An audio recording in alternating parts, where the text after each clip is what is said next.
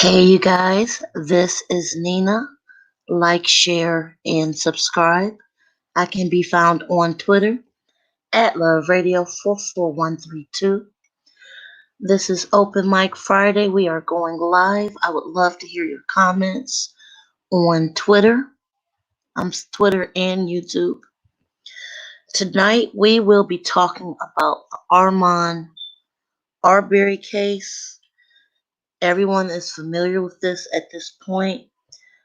This was that unfortunate shooting that happened in Brunswick, Georgia. If you're from the Brunswick, Georgia area, or if you're from the South and you know a lot more about this case, I would definitely love to hear from you and your thoughts as I update you on exactly what is going on with this unfortunate case. Now, there's a few facts I actually want to point out tonight. Outside of this case being another modern day Southern lynch fest, there was a few developments that I've been seeing people on different pages make. One being that the driver, the one that originally filmed it, you see, there were three people immediately involved with this. You had the father, Gregory McMichael, who was 64. You had Travis McMichael, who was 34. Those were the two shooters. Those are the two that were chasing him in a pickup truck. However, there was a third man involved in this that shot the video. Now, a lot of people are speculating, and this is just speculation, that uh, he was involved.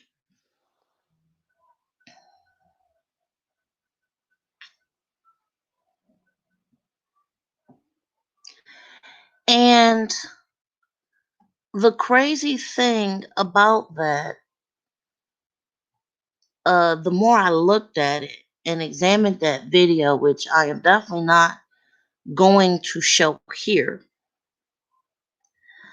but he didn't seem to be nervous The more I looked or at it scared. and examined that video, which I am definitely not going He to show just seemed to here, be kind of okay but with it.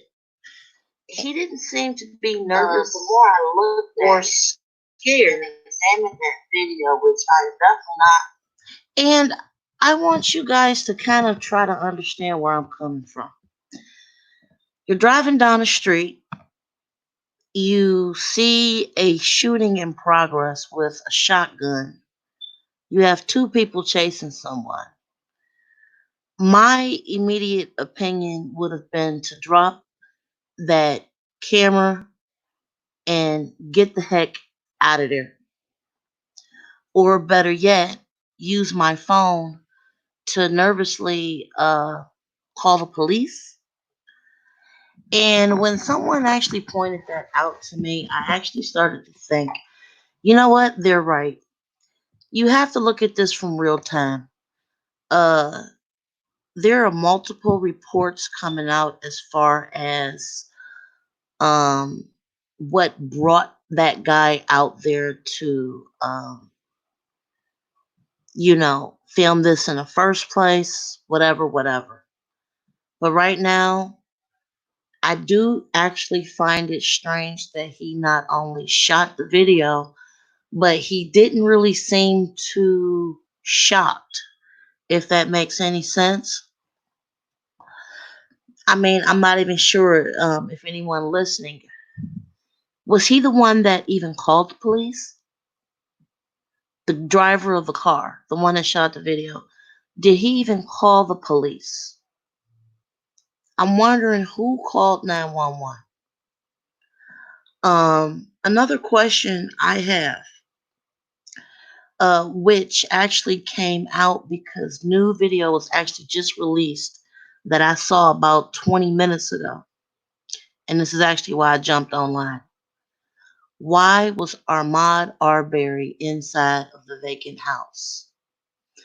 Now, this was finally cleared up because to me, it really just didn't make no sense personally to just be jogging down the street and then you end up at a vacant house. Come to find out, there's actually a water fountain in the front of the house and in the back of the house.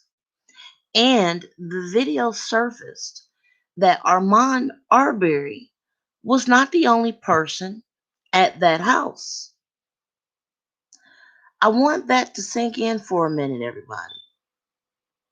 Armand Arbery was not the only person at that house. Other people were actually on camera stopping to get water. Okay. So it was just not him going into that house. And because that this was another key issue I had, I was wondering, well, why in the world was he at this house? It just didn't make sense until more footage came out that showed, there were white people that would go to that house that didn't live there. Children would go to that house that lived there. Um, there's some sort of fishing docks which are located behind that house that I guess has a public water fountain. So that's why there were people at that house. I guess this was not a secret in the neighborhood. So I had another couple questions. Why was this information not released? Why were they just trying to perpetrate that? This young man is out jogging, and then he just stops and hangs out at these vacant houses. So in the second video that came up, and I just seen it today, it made sense. He was not the only person that went to the water fountain located in the front of that vacant house and at the back of that vacant house. There's also a few other developments. The lawyer for the two defendants in this case, whom shot him, are coming out saying that race was not the issue. However, with race not being the issue, why was no one else reported to be in that house, even though Armand Arbery was not the only one? The video clearly showed several people from the neighborhood seem to know that that house has a watering hole. As a jogger, I can understand that. Perhaps, this watering hole that has a dock. I can understand that, a lot of people from the neighborhood would know that there's a water fountain back there. And maybe it's just a down south thing that I don't know. I'm from up north where, you're hanging out, catching your breath, chit chatting. It didn't even seem like anyone that entered the house was stealing anything. Guess they were just getting water and getting out of the sun for a minute, but no one was filmed stealing anything. Also, the initial reports of extra break-ins happening in that neighborhood were not going on either. Um, it was also just not true. So like I said, there are several things wrong with this. I do feel that that poor young man was actually followed because he looked suspicious. Also, I do feel like If behind that house has a watering hole area as a jogger, and if you guys see the other videos, and like I said, I don't want to leak the other videos here, but it just shows that several people, several people go to this house to get water. Several. It's not just Armand. So this is like a neighborhood water fountain area per se. And as these details came out right before I went live, I was like, wow, okay, this does make sense.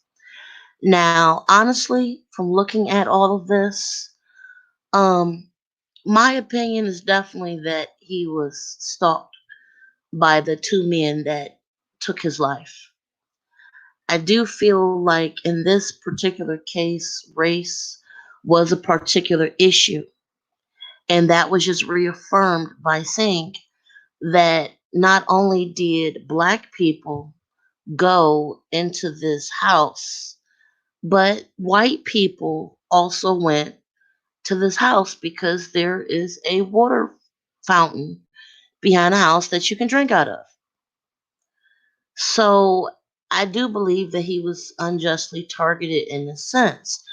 Now, I guess my only other question in this is um has other like is this a public water fountain?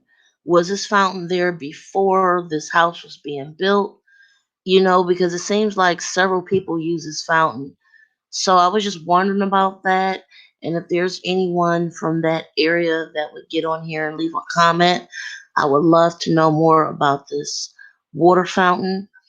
I also would like to just send prayers to Armand Arbery's family.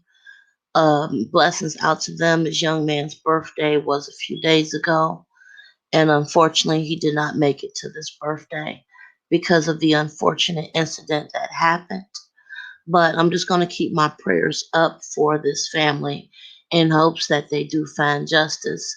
If I can get any more updated information concerning this case, I will definitely come back and have another open mic Friday. Share your thoughts, please.